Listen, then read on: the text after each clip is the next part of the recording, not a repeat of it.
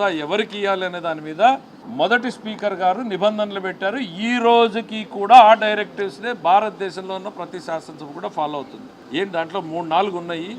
ప్రధానమైనది మీకు సంబంధించి మాత్రం చదువుతాను. Shall have at least a strength equal to the quorum fixed to constitute a sitting of the house, that is 1/10 of the total number of the members of the house. సభ జరపడానికి quorum ఎంత కావడానికి ఎంతమంది ఉండాలో అంతమంది ఉన్నప్పుడు మాత్రమే ప్రతిపక్ష హోదా ఇవ్వాలి అని. అది కూడా ఎంత అనేది కూడా అందులోనే స్పష్టం చేశాడు. 1/10 ఆఫ్ ది హౌస్, 10వ వంతు సభలో ఉన్నటువంటి సభ్యుల్లో 10వ వంతు ఉన్న వాళ్ళకి మాత్రం, దట్ ఈస్ 10%. మా జగన్మోహన్ రెడ్డి గారు మీరే మొన్నటిదాకా గవర్నమెంట్లో ఉన్నప్పుడు ఏమన్నారు మీరు? సిటీకేస్తే చంద్రబాబు నాయుడు గారు ఉన్న వెనకాల 5 మంది వస్తే చంద్రబాబు నాయుడు గారికి ప్రతిపక్ష హోదా ఉండదన్నారు. చిటికలు వేస్తూనే ఉన్నారు 5 ఏళ్లలో. ఏమైంది?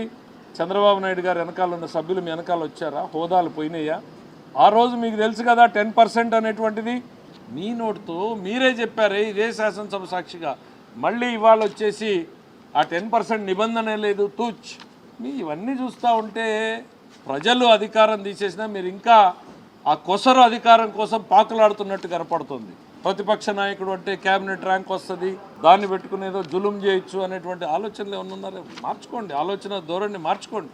అప్పుడప్పుడు మీరు ఎప్పుడూ మీ వ్యాపారాల గురించి ఇంకోటి ఆలోచించినా కనీసం ఇప్పుడైనా ప్రజల గురించి ఆలోచించేటువంటి ప్రయత్నం చేయండి.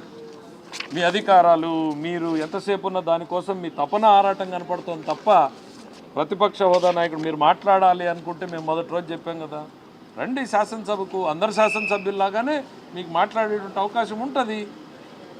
ఎందుకు మీరు ప్రతిపక్ష హోదా కావాలి, నేనేదో ప్రజా సమస్యలు ఇప్పుడు గుర్తుకొచ్చినాయా మీకు?